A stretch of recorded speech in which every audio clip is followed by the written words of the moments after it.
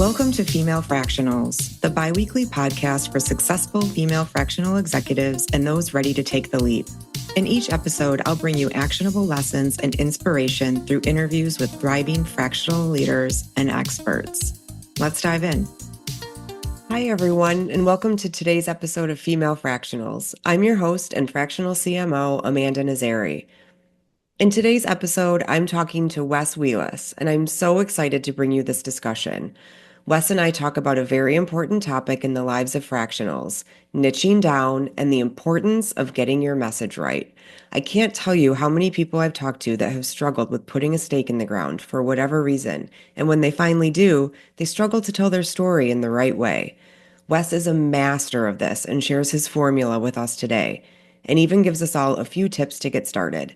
This is a must-listen episode. But first, let's learn a little bit more about Wes.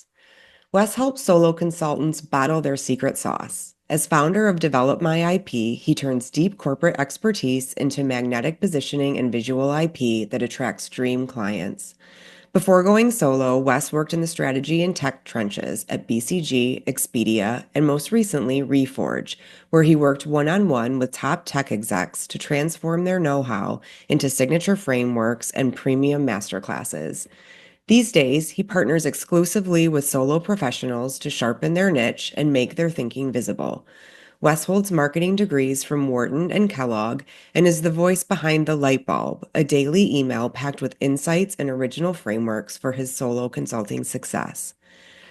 For links to Wes's 1-minute light bulbs on topics we covered on today's episode, go to developmyip.com/female.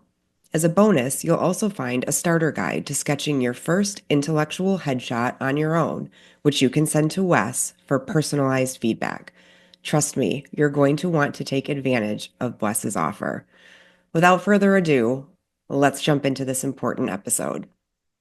Hi, Wes. Welcome to Female Fractionals. I'm so excited you're here. Thanks, Amanda. I've been looking forward to it. I am really looking forward to this conversation. I think everyone is going to learn so much. But I always like to start every discussion with our guests just sharing how you got started in the space and what led you to focus on helping fractional executives. Yeah, sure. I like to say that my overall arc is that I'm a boomerang consultant. I started as a consultant straight out of undergrad at BCG, went from there into industry, business school, about 10 years in tech and product management. And now I'm back as a solo consultant. And to double down, I'm a solo consultant who serves other solo consultants. So I've been in this arena for quite some time. I do have a practice called Develop My IP, and you might wonder, well, how did the IP development come into this? My last W-2 job or my last full-time job was at a company called Reforge. Reforge, if you're in product management, you might have heard of them, but we essentially were building like masterclass for the tech community. And with that, we would partner with execs from big tech and prominent startups. And they would sit them with someone like me, who I would interview them for a few hours at a time over the course of 2 or 3 months, and then just build frameworks out of their experiences. The metaphor I've been using is that kind of like a police sketch artist, like I ask you questions, you tell me the answers, and I start sketching out what this looks like. So that's what we built. It's kind of frameworks like that we then package courses around. Really fun job, and got a lot of reps at doing that kind of expertise extraction and packaging. We were hit by the downturn in 2022. I was laid off from that role. But interestingly, I had a lot of inbound interest to create Reforge type content for B2B SaaS companies. They were coming and saying, we would love to create something like that, but based on the knowledge of our own executives, could you do that for us? And sure enough, that's kind of what built out my first year of independent work. So somewhere down the line, it was about at the year mark, I started seeing some holes in the business model. And so I worked with a coach to start to rethink kind of what I was doing and for whom. And she said, well, let's really focus on what your expertise is. Mine happens to be pulling out expertise from other people, packaging that up into something that's monetizable. And so then the question comes, like, who can use that type of help? And so there were a lot of different ways I could have gone, but she looked at me and she said, Wes, I work with independent consultants all day, every day, and a lot of them could use some help extracting their expertise and synthesizing it. So I did a bit more research and ultimately decided that that's the way that I wanted to go, and made the tough decision to actually start turning down executive clients, weaning those clients out of my roster, and starting from scratch with a new audience. I feel like this fear of putting a stake in the ground and actually picking your niche is something that I hear all the time, both on the podcast and in the different fractional circles that I find myself in. And you obviously work in it and hear from your clients all the time about this fear as well. Why do you think that people are so afraid to put that stake in the ground? Yeah, it's well, and you've phrased it really well because at the end of the day, it really is it's a uh fear-based action of resisting niching down. I bet when you talk to anyone, everyone knows that the general advice is to specialize, right? It's something that we Yeah. see in our daily lives too. It's like you go to the primary care doctor for one thing, but you go to the specialist for something else. And like we see that all the time, but when it comes to our own decision, there seems to be a lot more at stake. And there's this self-protection mechanism that goes in. And I think of it as more like we jump into this pool and it's like a sink or swim mentality. And so like naturally you're just trying to say, okay, I'll grasp onto anything to stay afloat while I'm figuring this out. And that's what really drives the generalist mindset. Um, I Yeah, one thing I like to share is that that generalist mindset and that sink or swim, almost like panic, can actually serve you quite well when you're first starting out. I always think that the most important thing is just to go out and get your first client. I don't care how you do it. You might have an idea of what your niche is, but don't hold out on that first client. Just take what you can get. And you'll never hear me say that again, but like take what you can get at the beginning, because you learn so much in that first engagement about the sales process, proposals, what you like, what you don't like, what a buyer looks like, what they're concerned about. That all is information that can help you triangulate your niche going forward. Where people run into trouble is that when you keep that generalist hat on for too long. And typically, I see, as early as like 6 months, that can start to feel painful. A year, 18 months for sure. It really kind of depends on what you're selling. But yeah, you start to see things like, okay, well, if I'm still just kind of going out and getting any type of work that I can, then you're probably really not clear on your messaging, which means that you're probably not getting a ton of inbounds, which means that you're probably not getting a ton of work. And then all of a sudden you have spiky revenue, and that just continues to feed that anxiety of, oh, I don't know where my next client's coming from. And that, so again, you just start going and grasping at whatever's closest. Yeah. What kind of mindset is needed to kind of you have to get past that generalist mindset. What kind of mindset is needed to be able to niche down? Yeah, and it is like to solve this fear problem, it has to be a mindset switch. There's a few lenses I look through this. Maybe I'll just cover a couple of them. One, I think, is the really obvious one, which is almost cliche to even talk about, but I'll mention it anyway. Is the whole scarcity versus abundance mindset. When you're sticking to this, I don't want to, when you're resisting narrowing down, you're implicitly saying, I don't think that there's going to be enough work if I go down to one niche. So that's textbook scarcity mindset. But you can flip that by saying, you know, one, just say, I'm not new to this. I actually have decades of experience doing this, very unique expertise and very intersectional expertise based on all the different things that you've done in your career. That's very unique. And if you talk about it the right way, then you can build an abundance of demand, and then you get to decide which projects you take and which ones you don't. Sure, it might take some time to build that momentum, but you have to start thinking about the abundance of demand out there and understanding that you're the scarce resource and it's not the other way around. Mm. The other mindset, and it might be even a more simpler one, is if you have to put yourself in the buyer's shoes as opposed to your own. So generalist is just all about kind of protecting yourself and like making sure that, what's the next client. Think about yeah, what your buyer is looking for. So for a fractional executive, that tends to be that your buyer is usually a CEO, right? Usually of an early stage company. And most CEOs don't wake up and say, I need a fractional CMO today. It's just like that's not what they're looking for. They're waking up saying, I'm in pain, or I'm actually like really having a major problem. Like I'm trying to raise a Series B round. My metrics are failing. My growth isn't looking as healthy as it is. I don't think that our marketing tactics are working anymore. Mhm. I need to go talk to a marketing expert. At that point, they're not even thinking I need a fractional CMO. They're saying I need to talk to someone who's been in this position before and then it has taken this company from A to B, either Series A to Series B, or like the theoretical A to B.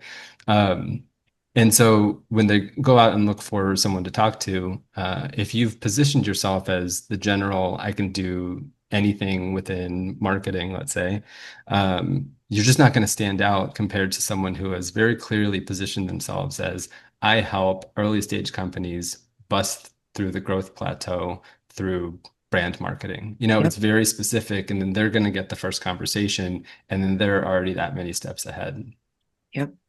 So we're going to get into a little bit of the IP angle a little bit, but you've written about, which you have a great newsletter and you write a lot of really great IP yourself, and we'll link to everything, but you've written a lot about the 5 benefits of niching down.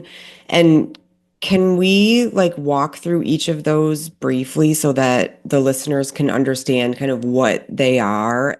So the first one is pipeline growth. If you're trying to build multiple pipelines at once, you're just going to be splintering your effort. It's going to be hard to find momentum. I saw this myself when I was looking at a lot of different lanes, even doing a listening tour, and I had my calendar full of like discovery interviews. I remember feeling this like, okay, well, who's next? And are they an executive, or are they like a new consultant? Like what? It was really hard to even just put that different hat on just throughout the day. That's what you'll be doing as you're trying to build multiple pipelines. And so if you can consolidate that activity into just going after one type of person, then you find scale pretty quickly. The second one is market affinity. Market affinity simply just means that it'll be quicker for you to get known, typically within the vertical that you've specialized in. As you continue to know more people, serve more clients, your name just gets tossed around a bunch more. I doubt I would be on this podcast if I hadn't narrowed down, right? And like someone mentioned my name to you somewhere. So that can happen relatively quickly, and just a really great benefit of niching. The next one is service refinement. This one is exactly what it sounds like. The more that you do one specific service for one specific problem, then you'll find the pieces of that process that are less efficient or maybe don't add value, and you can refine that over time to make yourself more efficient or provide more value to the client. Rates is the fourth one. Get higher rates. This is the one that everyone wants to know about, but it's plain and simple. As you specialize, your achievable rates go up.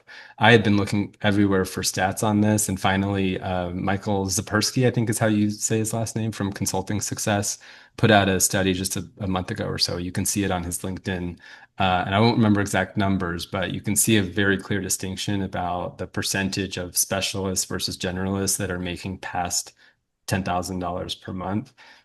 It's night and day that the data is in on that one. And then the last piece is just about expertise acceleration. And this is almost a the sum of all of the other impacts. But this is just means that as you get deeper and deeper in your niche, your expertise just continues to evolve and it becomes more valuable. And just to close all of that out, I think it's important to know that these aren't one-off shifts. Like these are things that compound on themselves over time. So the earlier that you start niching, then the earlier you'll see that big kind of exponential benefit come on down the line. Yeah. Yeah. What do you mean by IP, and why should fractional execs stop thinking about it as like a really big, intimidating concept? Yeah, sure. Yeah, we'll take it from someone who named their company Develop My IP. That I know consultants probably run away from the term IP, and trust me, I've thought about changing it, but I've intentionally kept it because I do think it's extremely important for consultants, in particular new consultants, to understand the power of IP and what it can do for your business. So what do people think when they first think IP? It's usually like, oh, you're telling me to write a book or put a course together or build a framework, and then do I need to copyright it? Do I need to go hire a lawyer? That sounds really expensive. Just all these things that it just like spirals out of control, and it seems like this giant project. And so it's very easy to kick that down and say that's something that I'll do in a year or two. When really I like to use a much more gentle definition, that it doesn't need to go like those are true IP assets that you can, monetize at some point and maybe even sell as part of your business. But that's like looking 5 years down the line. When you're just starting out, I like to think of intellectual property as this other definition, which is just it's a set of your unique insights synthesized into a shareable point of view. And I'll repeat that in case someone's like walking and I said it kind of quickly, but it's a set of your unique insights synthesized into a shareable point of view. And for most consultants, all that means is frameworks and visuals, and you don't really need to go further than that. How exactly do these intellectual headshots help specifically to accelerate like the sales and marketing process? It's a term that I came up with that I think is caught on. I think people understand when I say it. It's obviously it's a playoff when an actor needs to go and find work. They have a headshot that they send out, and then it gets them an audition. And with those two things, then a director probably understands what that person can bring to a project. We don't have anything like that for consultants. Like, we have a LinkedIn page, and then we go to a sales call, and maybe there's a website in between the two. That website's probably full of words, right? Mhm. And so I started thinking, well, what if we could borrow that from our actor friends and say, okay, let's build an intellectual headshot that's a snapshot of how we think about a specific problem, that can speak for us even before that first conversation.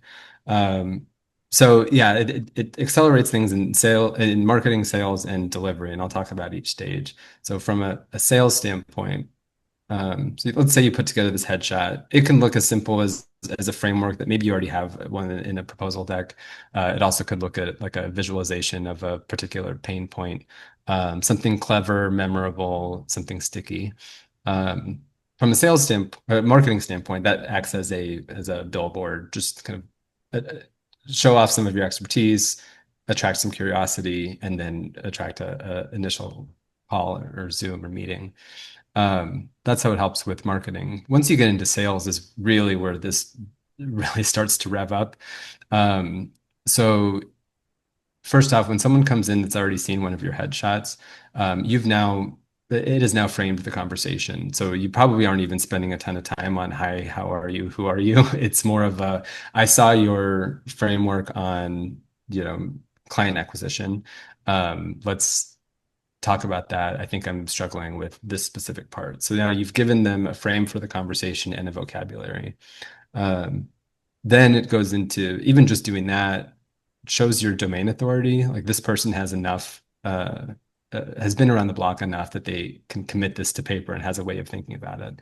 So that's helpful. Then that continues it probably shows visibility into a solution, depending on what you're showing. Just a client knows that, okay, this person kind of is showing me a path to relieving my pain. All of that accelerates trust. All of that shortens the sales cycle. A short sales cycle means you can elevate your achievable rates. And all of this is unlocked by one visual. I remember I didn't mean to do this in my first proposal, but I put together what I see now was a headshot, but it was just a snapshot of my process, and I put some visual icons that depicted it. It was like a visual metaphor of my process.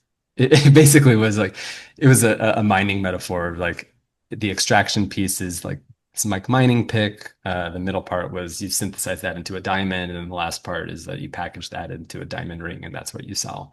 It was like kind of silly but memorable. And sure enough, that was the first slide in my proposal, and that's what we ended up talking about the whole time. And the conversation never was about should we hire Wes or not. It was, oh, okay, well, this is his process. This is how our executive would fit into it. This is how long it would take. He's done this a lot. So it was much more, it just it took all that off my plate and all in Mhm. just a simple little visual. And so the way I like to think about it is that in effect, that one visual got me a 5-figure deal. And if you're able to do that with one visual, like wouldn't you find the time to create it? How can people start to think about doing that in a different way? Like, how can you start to extract your expertise into like a framework or a headshot? How can you start to put that down on paper? Yeah, there's a few ways. When I do this with clients through my IP Builder sprint, I have a pre-sprint worksheet that I sent them, and it has a bunch of these reflective questions. I'll share some of them now, and people could get started on their own.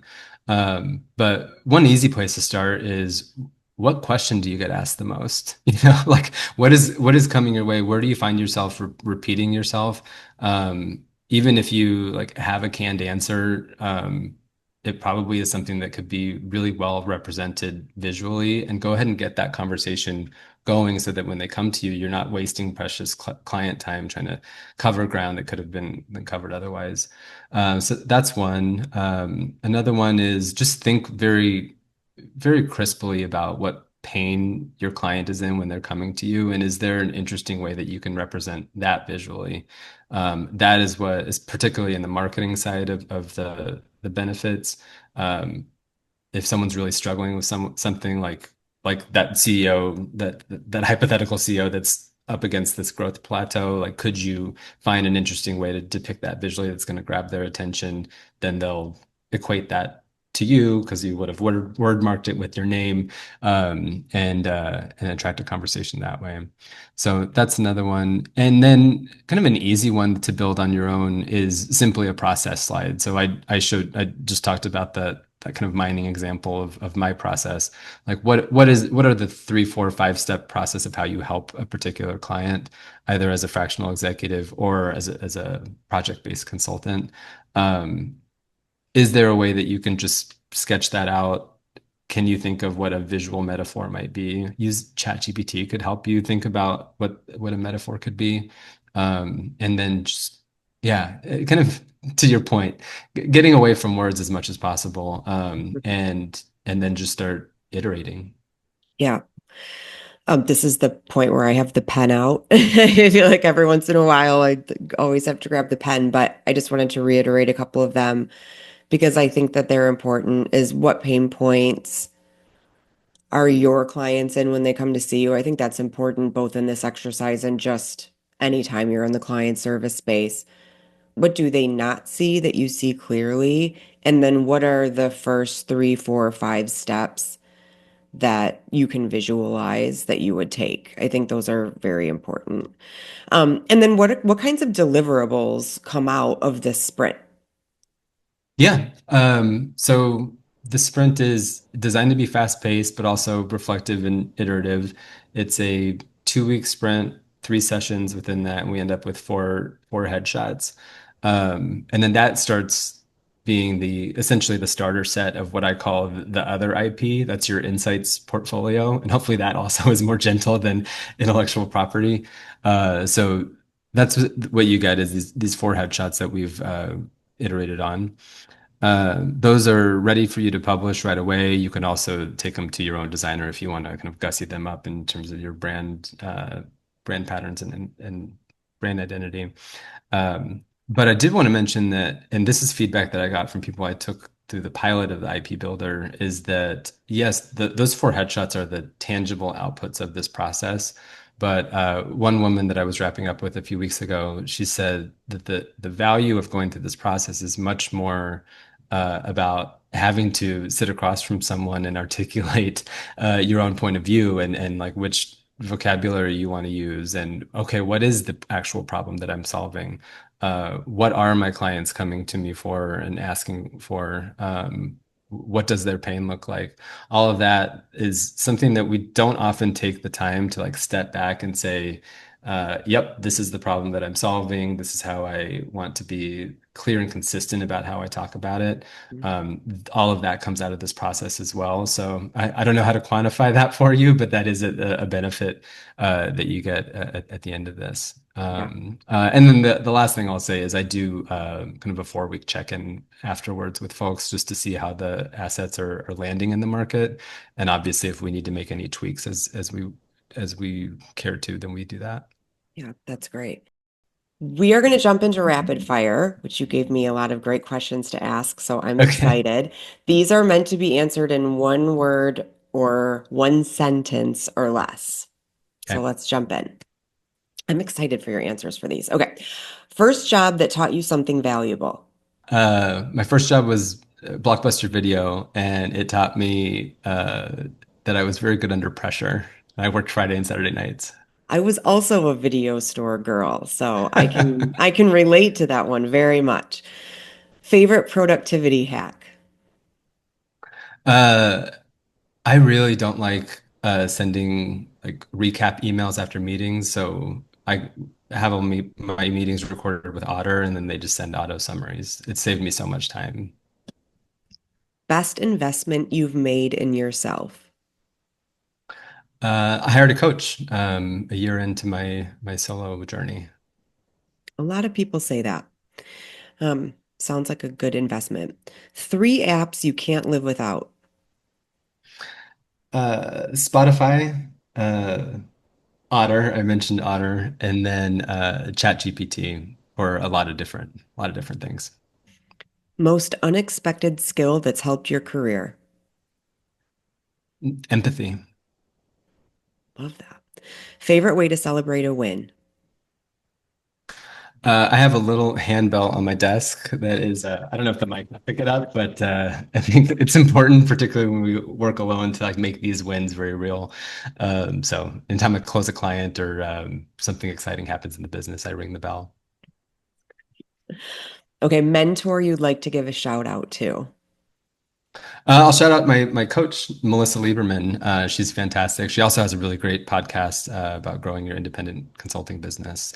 So she's been fantastic. What I didn't say earlier when I talked about the investment is, you know, when you hire a coach, you don't know what your journey would look like if you didn't hire them. But I do know that she really helped me in terms of shifting into a business owner's mindset as opposed to just someone that was trying to find consulting work.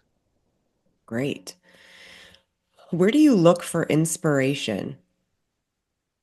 I put in my headphones and turn on podcasts and I go for long walks. Sauna or cold plunge? I like the contrast therapy, but I could get really lost in the sauna. Okay. Most used emoji in professional texts. Typically, it's the light bulb. That's the name of my it's the name of my newsletter. But the other one would be kind of Very the consistent. I think the other one would be like the two hands up, like double high five emoji. Okay, go-to comfort food. Pizza. And what did you want to be when you were 5 years old? Movie critic. Mm. Oh, and then Blockbuster, and And then then who knows what your Blockbuster. swan song is going to be. Yeah. So And now still headshots. time. Something in there. Well, Wes, this has been great. Thank you so much. You're doing so much great work for the fractional community. I don't know how you do it. I think you're helping people do one of the hardest parts of starting the business, in my opinion. And so I am in awe of the work that you're doing. You also have a wonderful resource in your newsletter. It is mentioned by almost every guest that is on my podcast. So I will definitely link to it. If people want to find you, where can they find you?